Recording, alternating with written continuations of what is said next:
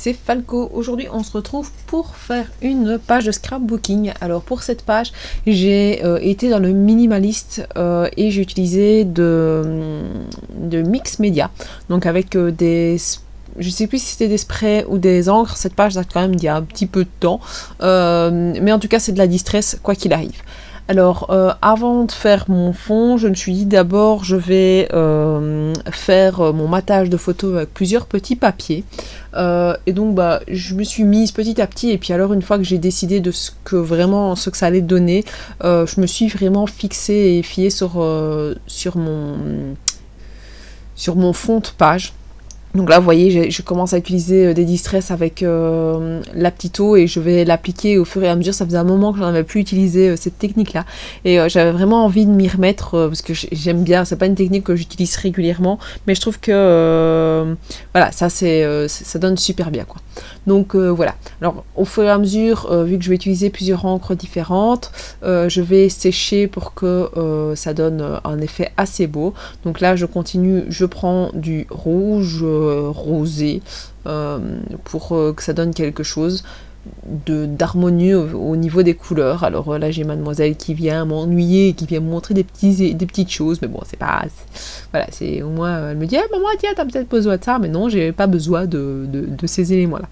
Donc voilà, d'ailleurs là il fallait qu'elle voie de plus près. Une fois que j'ai mon GSM qui vibre. Une fois que j'ai décidé de là où j'allais mettre la photo, je suis partie pour faire des éléments en plus, donc faire des petits cœurs avec du bleu. Alors le bleu, je suis pas sûre que c'était la bonne idée en soi. Je pense qu'il y aurait moyen que ce soit un rien plus harmonieux, je sais pas. Maintenant c'est fait, donc je ne saurais pas revenir en arrière, mais c'est vrai que bleu, là ici quand je le vois ça me choque un peu.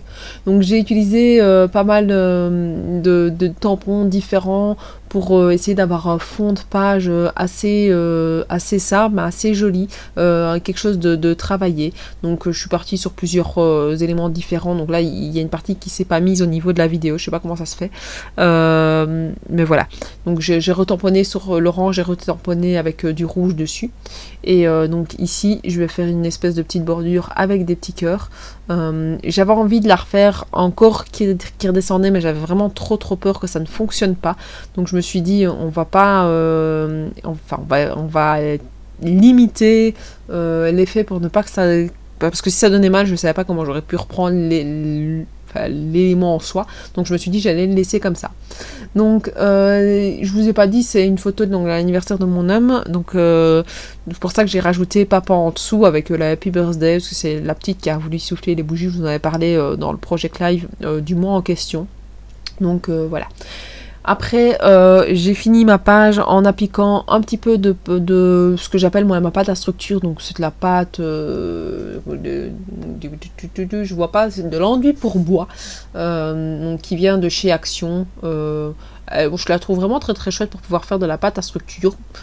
Ça donne l'effet que moi je recherche, et ça coûte une histoire de 2 € je pense. Donc et j'ai encore beaucoup de pâtes dedans. Maintenant je n'utilise pas énormément non plus moi dans mes pages, mais voilà, maintenant le seul inconvénient c'est que ça sèche et c'est pas super vite, donc il faut pouvoir l'appliquer assez rapidement.